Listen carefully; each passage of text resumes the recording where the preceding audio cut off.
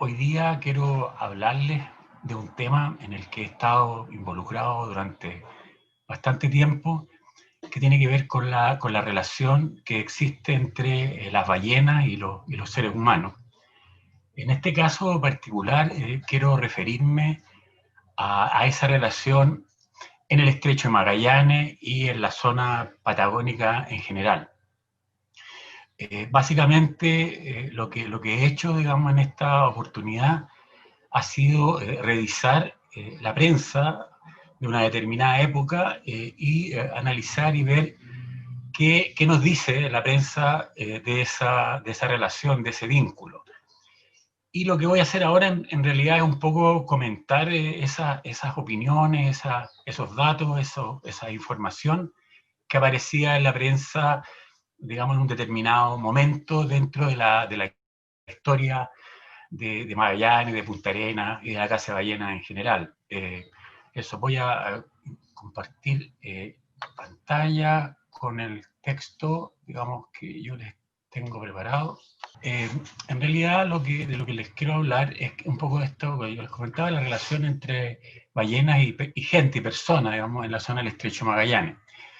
Lo interesante, lo importante desde la perspectiva que yo tengo, digamos, es que de alguna forma esas narrativas, esas historias que se van contando sobre el vínculo entre ballenas y seres humanos son relatos que van cambiando a través del tiempo y se van relacionando y refiriendo a asuntos bastante más puntuales. Es importante situarse y la época, el momento en el que nos situamos para hablar de este tema es lo que se denomina el fin de siècle, le fin de siècle, que es un fenómeno como digo, particular que en el fondo ocurre entre fines del siglo XIX y comienzos del siglo XX, en un momento en el que la llamada civilización europea alcanza su poder, digamos, su máximo poder dentro de lo que es la política global y ejerce una influencia muy considerable sobre muchos pueblos fuera de Europa. Este periodo se extiende un poco entre 1880 y 1914 y estaría como caracterizado por lo que lo que se llama el optimismo universal, la paz regional, la prosperidad económica, la expansión colonial y las innovaciones tecnológicas, científicas y culturales. Este es como el marco de la época o el periodo que nos interesa, en el que nos interesa, perdón, situar esta relación. Incluso fue denominado así en forma como retrospectiva la Belle Époque, ¿no? Porque es considerado como una especie de edad de oro, en contraste un poco a lo que va a experimentar Europa durante la Primera Guerra Mundial. En esta época se produce básicamente la expansión de nuevas tecnologías, el crecimiento de la sociedad de masa, la extensión de las conexiones del comercio y la extensión de las conexiones del comercio global.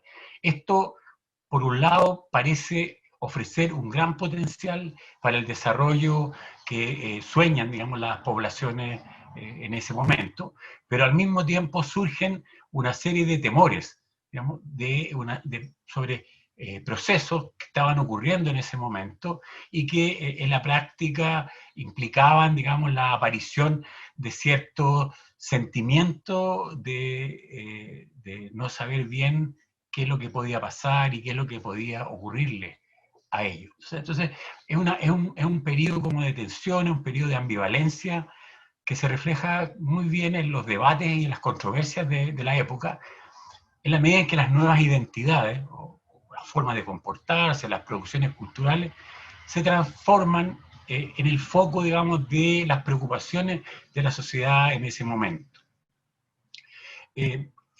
Hay maneras, digamos, formas en las cuales este momento es representado, el libro, obras de arte, revistas, películas, etc. Y la prensa es un medio, la prensa escrita, es un medio fundamental a través del cual se van a transmitir un poco estas preocupaciones de la época, las preocupaciones del fin de siglo, las preocupaciones de esta época, digamos que en el fondo a una aparente prosperidad económica y desarrollo tecnológico, hay una serie de temores respecto al futuro, de qué es lo que va a pasar.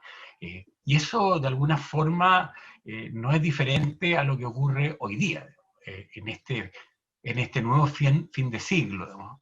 Este fin de siglo es del 19 al 20, ahora estamos del 20 al 21, pero muchos de estos fenómenos y de estos procesos se van repitiendo, ¿no? con otras características, etcétera, pero esta ambivalencia entre una especie de optimismo y un pesimismo que se van mezclando y se van generando una serie de conductas, digamos, y hábitos culturales bien particulares. Eso también se manifiesta en Punta Arenas, y eso muchos autores que han hablado sobre el desarrollo de Punta Arenas lo han señalado, ¿no? Hay una especie de Belle Époque en Punta Arenas, ¿no? Y que está, de alguna forma, se refleja en la arquitectura, se refleja en el desarrollo de las empresas, se refleja en una serie de elementos, digamos, bien fundamentales.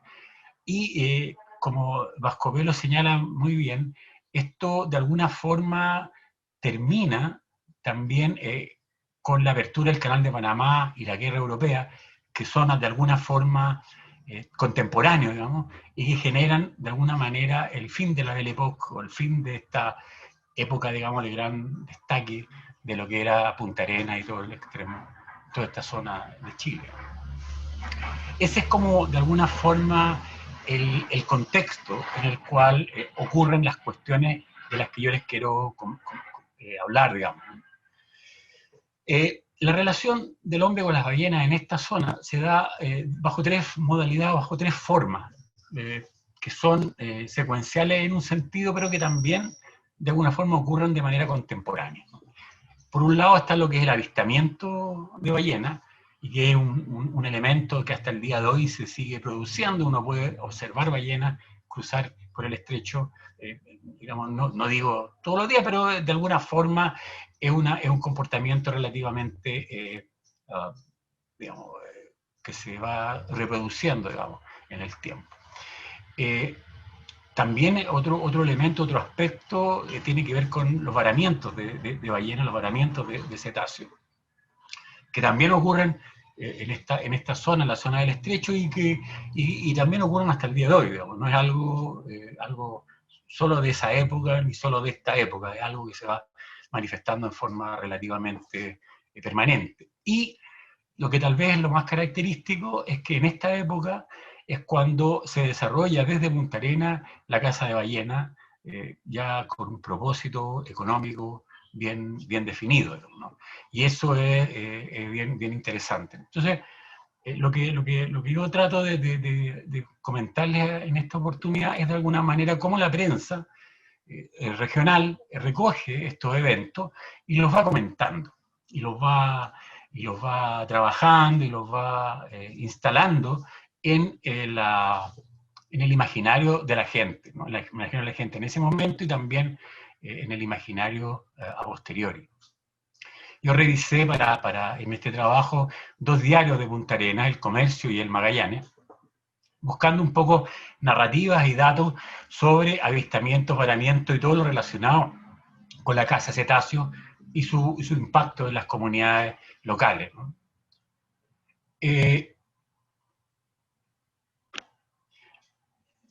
Esta es una imagen, digamos, para mostrar un poco lo que podríamos llamar el avistamiento de ballenas, que ocurre en el estrecho y ocurre, como les digo, como les decía, hasta el día de hoy, ¿no? La prensa recoge estos elementos, estos aspectos de lo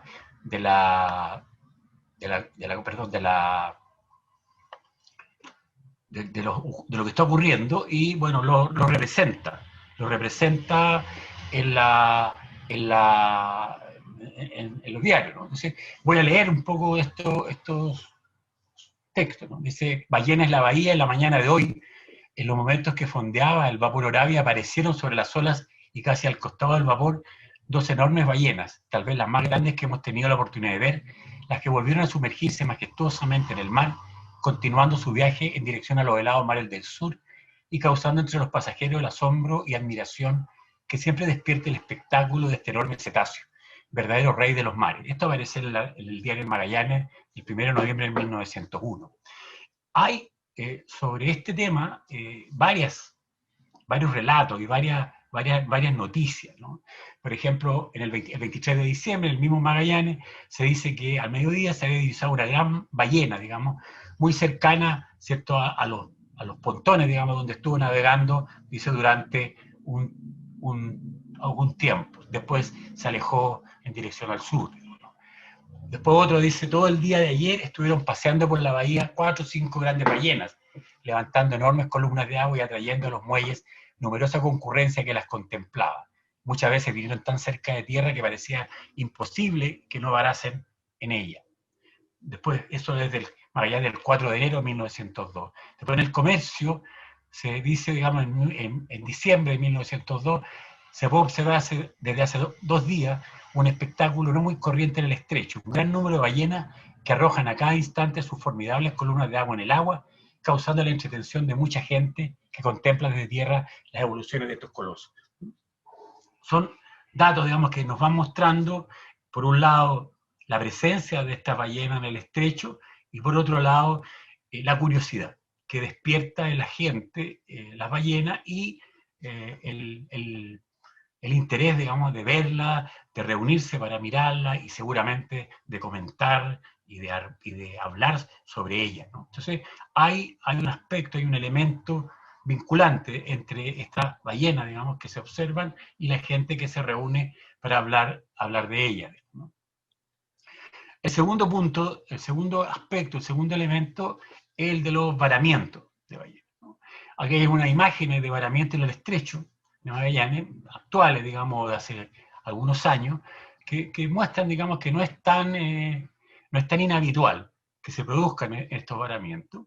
Y la gente y la prensa de la época, de este fin de siglo, digamos, recoge también estos testimonios, recoge estas noticias, digamos, y nos habla, digamos, del efecto que causa en la gente este tipo de eventos, ¿no?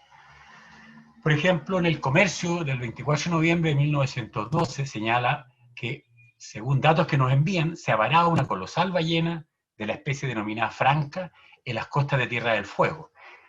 Además, un cachalote excepcional, con igual fecha, por el vapor Bichuquén, nos avisan de la pesca de un cachalote de grandes dimensiones que será beneficiado por una persona entendida en este ramo.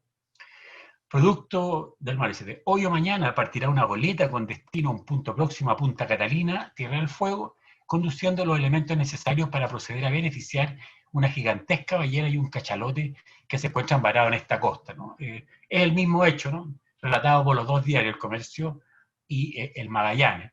Ahora aquí hay un elemento bien interesante, ¿sí? Aquí ya estos varamientos no generan solamente la contemplación de ellos, sino también las personas van a aprovecharse de estos ejemplares varados para sacar algún provecho económico. Ya no es solamente el verlos y el disfrutar el espectáculo de ver las ballenas, sino además empieza a generarse un interés económico por las ballenas, un interés de sacar algún tipo de beneficio de estas ballenas que varan en las costas del estrecho.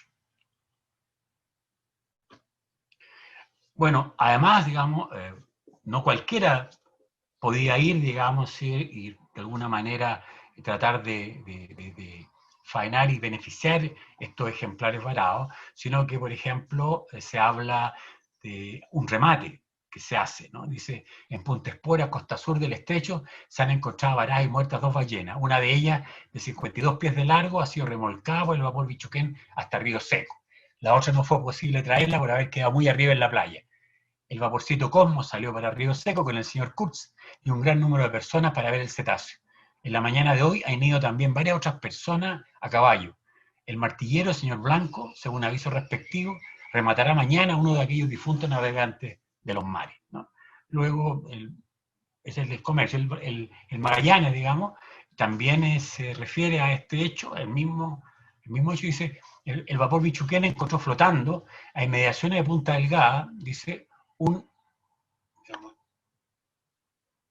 un hermoso ejemplar de este cetáceo de más de 50 pies de largo, convenientemente asegurado, fue remolcado hasta Río Seco, donde sus propietarios, señores Brown y Blanchard, procederán a su beneficio en la gracería que tienen allí establecida. Entonces, ya de nuevo empiezan a aparecer varios testimonios, varias noticias de que estos ejemplares varados se trata de aprovecharlos, digamos, con beneficio económico, ¿no? Pero no solamente había gente que iba a sacarle beneficio, sino también había gente que quería disfrutar del espectáculo, ¿no? Estas ballenas varadas, el faenamiento de ellas, atrae a la gente, y no solo ahí en el estrecho, ni solo en esa época, sino durante muchos años y mucho tiempo en todas las épocas. Hay una serie de grabados europeos del siglo XVII y XVIII donde muestran ballenas varadas y el espectáculo que eso significa, y la gente que se traslada hacia los lugares donde están varados estos ejemplares para poder observarla, ¿no? Entonces acá hay un relato muy interesante de este espectáculo, dice la carencia absoluta de distracción que hizo a la ciudad durante el día jueves, pues hasta las carreras fueron suspendidas, despertó el deseo de conocer el ejemplar que de este cetáceo existe en Río Seco. Pasaron de 500 las personas que a caballo, en carruaje, en bicicleta y aún a pie se dirigieron a ese punto. Esto dio inusitada animación a los hoteles, cantinas y aún fogones que no en escaso número existen en el trayecto de la ciudad de Río Seco. Algunos aficionados sacaron bonitas vistas fotográficas, ¿no? Sí, acá ya cuando veíamos el tema del avistamiento, era el disfrute del espectáculo, ¿no? Ya con los varamientos de ballena, ya no es solo hay también un espectáculo, hay un disfrute del espectáculo, pero también hay un aprovechamiento y un beneficio económico. Bueno, este cuento, esta historia, yo la termino, digamos, con una pequeña noticia que aparece en el Magallanes, dice que la ballena de Río Seco no tuvo postor en el remate. En la gracería de ese lugar será beneficiada por el señor Bermúdez. Entonces, este es un poco la situación, ¿no es verdad?, de este tema de los ballenas. Entonces, por un lado, en este fin de siglo, 1901, 1902, tenemos avistamiento de ballenas y tenemos también aprovechamiento de los ejemplares varados en las costas del estrecho. Y faltaba que se estructurara una tercera relación que ha caracterizado prácticamente de siempre el vínculo entre hombre y ballena, que es el tema de la caza. Y en este tema, digamos, de la caza de ballena, va a cumplir una función fundamental la casa Brown y Blanchard, ¿no? Que van a ser, digamos, va a ser la empresa que va a hacer un experimento que buscaba, digamos, ver hasta qué punto se podía cazar y beneficiar ballenas desde Punta Arenas, ¿no? Y va a ser muy interesante, digamos, lo que va a ocurrir a posteriori, digamos, que es un poco lo que yo quiero también aprovechar de contarles a partir de la información de prensa. En el 20 de junio de 1903, el diario El Comercio de Punta Arenas señala que una acreditada firma de esta ciudad piensa dedicarse este año a la pesca de ballena. Sabido es que en estas regiones hay épocas en que abundan esos cetáceos, pudiendo dar lugar su pesca a un pingüe negocio para el que le emprenda. O sea, la idea de la caza de ballenas como un negocio que puede ser floreciente y que puede dar grandes ganancias a aquellos que se involucren en ella, ¿no? Una nueva noticia: la firma de Brown y Blanchard ha solicitado de la comandancia el permiso correspondiente para la pesca de ballenas y foca. Luego se agrega una tercera información, dice el vapor Magallanes, ¿no? Dice, estando por terminarse los trabajos que actualmente se hacen al vapor Magallanes en el varadero de Bonasich Hermanos, se ha acordado lanzarla al agua el 25 o 26 del presente, según el estado de la marea. Como es sabido, este vapor ha sido arreglado expresamente para dedicarlo a la pesca de ballenas en el estrecho y estará al mando del capitán señor Andersen. Se refiere en realidad a Andersen, que va a cumplir un rol primordial, digamos, en lo que es el desarrollo de la caza de ballena en la zona del estrecho, en Punta Arenas y en la Antártica en general, que él era capitán de un buque de la Brown y Blanchard, un buque mercante de la Brown y Blanchard, que era el mismo Magallanes, ¿no? Él va a ser el que va a convencer a Armando Brown, perdón, a Mauricio Brown y a Jean Blanchard, digamos, para desarrollar, digamos, una iniciativa que trataba de explorar de qué modo la caza ballena se podía hacer desde Punta Arenas. Dice, sigue un poco la noticia, dice, lanzado al agua el varadero de Buenas y Hermanos, se ocupa actualmente este vapor en hacer provisiones para el viaje que próximamente emprenderá los canales para dedicarse a la pesca de ballenas, lobos, etc. Instalado en sus bodegas 2 fondos destinados a beneficiar el valioso cetáceo y preparar la cubierta para hacer la faena, falta solamente para su completo equipo de pesca el cañón lanzarpones que debe llegar en estos días de Noruega y que será colocado a prueba del barco. Ya tendremos la oportunidad de ocuparnos nuevamente de este vapor cuando se encuentre completamente listo para la pesca, ¿no? El Andresen, que era noruego, digamos, es el que va a Noruega a comprar un cañón arponero para poder cazar las ballenas con un método moderno, digamos, ya no con los botes que se acercan a la ballena, tipo Moby Dick, sino que con un sistema mucho más moderno de cacería. Y esto, bueno, un poco más, en septiembre del año 1903 se avisa, digamos, que habrían llegado las piezas que le faltaban al vapor Magallanes, de manera que ya puede emprender, ya puede salir en la caza de ballena. Finalmente, el 22 de septiembre, el comercio señala que el 18 habría zarpado del puerto perfectamente equipado y armado para pesca ballena el vapor Magallanes de la casa Brown y Blanchard. Llamaba la atención en su equipo el mortero para lanzar arpones que se le colocó en la proa, que tiene 1,5 metros de largo con un calibre de 3 pulgadas, un 16avo. Es de hierro forjado y se carga por la boca. Cada disparo se hace con 500 gramos de pólvora que lanza el arpón a una distancia considerable. El arpón tiene una espiga con punta de acero y al ser colocada en el arma a manera de proyectil, sobresale un poco fuera del mortero. Además está decir que el arpón está atado a un fuerte cabo, el cual queda sujeto al cetáceo en caso de un golpe certero. El capitán del nuevo ballenero, el señor Andresen, iba halagado con la perspectiva de una provechosa excursión.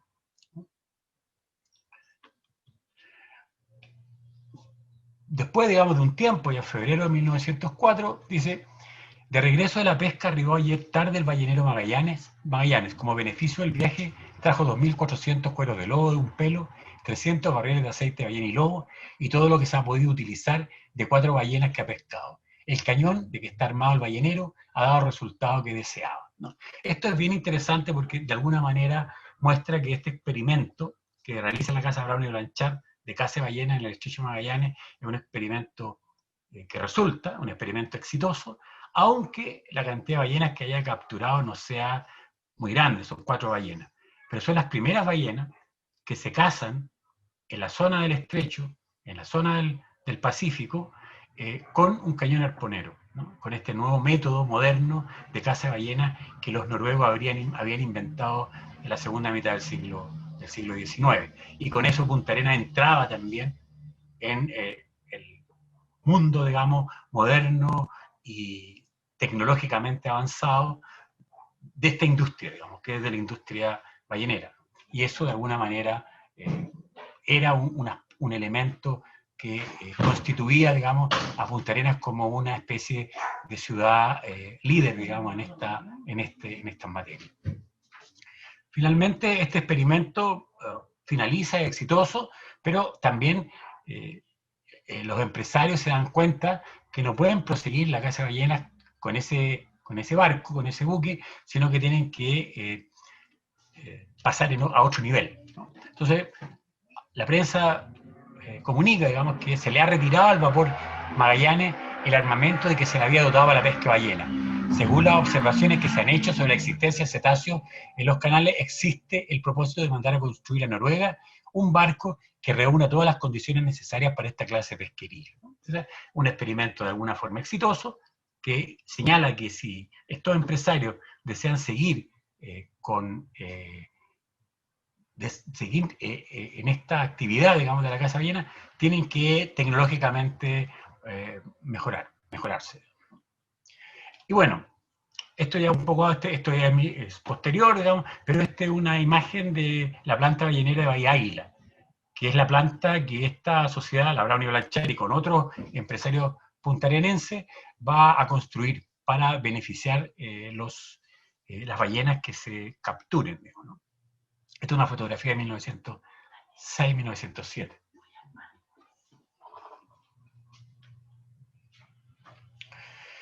Bueno, la prensa sigue recogiendo las informaciones, las ideas, digamos, que lo que está ocurriendo, digamos, y va relatando, va contando la historia, digamos, ¿no? Y bueno, y ahí la Gobernación Civil ha concedido título provisorio de una hijuela de 10 hectáreas a favor de don Adolfo Andersen, con el objeto de destinarla al establecimiento de una fábrica para elaborar aceite de ballena y de lobo. El punto designado es Valle Águila, al sur del Cabo San Isidro, debiendo el concesionario invertir en la instalación una suma que no sea inferior a los 15.000 pesos. Después dice, el capitán de la marina mercante, el señor Andersen, partió ayer en el Lorita para adquirir y traer a este puerto un vapor ballenero con las instalaciones completas que requieren estas embarcaciones. Para la explotación de esta industria se ha formado recientemente una sociedad con un capital de 16.000 libras esterlinas, de la cual forman parte los señores Brown y Blanchard, de Bruin, José Menéndez. Actualmente se construye un edificio destinado para el objeto en Punta Carrera, eso es un error, digamos, ¿no? En Valle Águila, en un terreno concedido por el gobierno, el terreno al que hace alusión la noticia anterior. Los principales miembros, digamos, de la sociedad formada para explotar en Magallanes la industria de la pesca de ballena, y luego ha practicado una visita al lugar donde será instalada la fábrica, denominado Cabo San Isidro, unas 45 millas al sur de este puerto. Bueno, ahí habla un poco de las características que va a tener la planta, cómo se ha ido equipando. Hay cuestiones que formaban parte de otro buque, el Cambrón, otras que habían comprado, etc. Hay una serie de maquinaria que necesitan para poder procesar la ballena en Bahía Águila, y esta noticia habla un poco de eso, digamos, ¿no? Aquí hay algunas imágenes que muestran ya el funcionamiento de la planta en Bahía Águila. Se ve una ballena, digamos, en la rampla, después se ve otra que está siendo cortada, digamos, en la plataforma de descuartizamiento. Esto todo en Bahía Águila, ¿no? Y esto es parte de las actividades que desarrollaba la Sociedad Ballenera de Magallanes en este lugar. Ya estamos en 1906, está un poco más adelante de lo que habíamos hablado, ¿no? Bueno, la prensa sigue informando de esta actividad, de la evolución de esta actividad, y por ejemplo, el Comercio, el 14 de julio de 1905, informa, digamos, dice que se ha recibido una comunicación en la cual se anuncia que el viernes de la semana próxima pasada, el 7 de julio, zarpó de Sandefjord, Noruega, el nuevo buque ballenero Almirante Montt, mandado a construir por la Sociedad Ballenera de Magallanes. El buque viene comandado por el capitán Andersen, quien ha dirigido personalmente los trabajos de construcción del buque. ¿No? Ahí también se vuelve a repetir que la Sociedad Ballenera de Magallanes ha instalado cerca de San Isidro un edificio con las maquinarias correspondientes para explotar la industria de la pesca de ballena, ¿no? Después, el 31 de agosto, anuncia el arribo del vapor Almirante Montt para la Sociedad Ballenera de Magallanes al mando del capitán Andersen, ¿no? El buque tiene 23 toneladas de registro y está construido con el armamento necesario para la pesca de ballena. Bueno, hay una imagen, el buque que está a la derecha arriba es el Almirante Montt, que es este primer buque construido, un buque cazador de ballena, nuevo, construido para la Sociedad Ballenera de Magallanes, lo que digamos, la incluía dentro de las sociedades balleneras del mundo, digamos, con los buques más modernos que tenía, ¿no? A la izquierda, digamos, se ve un ballenero, digamos, no es el mismo Almirante Montt, es otro, con algunas ballenas acoderadas, digamos, que está remolcando. En este caso, es para llevarlas, digamos, a la factoría de Bahía Águila, ¿no? Abajo se ve un plano de planta, digamos, del Almirante Montt, donde aparece alguna de los distintos espacios que el buque tenía. Bueno, esta historia sigue. El año, dice, la compañía Ballenera Magallanes ha iniciado la pesca de ballena ya en el estrecho. Son las primeras ballenas cazadas, digamos, con este método. con 2 cetáceos que fueron arponeados a la altura de San Isidro por el vapor Almirante Montt. El capitán del ballenero empleó 5 disparos en la pesca de estas 2 ballenas que fueron varadas frente al establecimiento que para esta industria se construyó al sur de Punta San Isidro. Una noticia del Comercio el 27 de septiembre de 1905. Esta es, digamos, son las primeras ballenas que se cazan en el estrecho de Magallanes mediante este nuevo método, esta nueva tecnología que se está empezando a ocupar para la caza de ballenas. Por ejemplo, ahora después, más adelante, desde San Isidro se comunica ayer que el vapor ballenero, es como una noticia, ¿no? El vapor ballenero Almirante Montt efectuó la caza de 2 ballenas en los canales, las que han sido varadas en un lugar conveniente próximo al establecimiento construido para su beneficio. Después, una noticia de noviembre de 1905, 4 ballenas, ¿ya? Dice que a ese momento ya van 12 las ballenas que habían sido capturadas por el Almirante Montt en el año 1905, ¿no? El Almirante Montt había llegado en agosto, septiembre, octubre, noviembre, 3 meses, ya había cazado 12 ballenas y estas ballenas sido procesadas, digamos, en la planta de Bahía Águila. Bueno, este es una fotografía del buque, esto voy a hablar muy poco, uno de los buques de la Sociedad Ballenera de Magallanes es la Antártica, esto está en Isla Decepción, que luego, digamos, de trabajar en el estrecho, a partir de 1906, la Sociedad Ballenera de Magallanes ya va a empezar la explotación de ballenas en la Antártida, ¿no? En la isla Shetland del Sur. Y esta fotografía muestra un poco uno de los buques en Isla Decepción, donde se instalaban, digamos, para no solamente cazar ballenas, sino también para procesarlas. Bueno, para ir terminando, hay una fotografía de otro de los buques, digamos, el Almirante Uribe. La Sociedad Ballenera de Magallanes tuvo, digamos, 6 buques balleneros a lo largo de su historia, 4, digamos, que funcionaron juntos, digamos, y luego otros que fueron reemplazos unos de otros. Y lo que vemos a la izquierda son dos objetos, digamos, rescatados de la planta de Bahía Águila y que están hoy en el Museo del Recuerdo de Punta Arenas, ¿no? Es una cabeza de arpón, el que está a la izquierda, y la otra es una tenaza que se ocupaba para sostener los trozos de ballena cuando eran cortados, digamos, y llevados a la planta de aceite para ser derretidas y transformadas en aceite.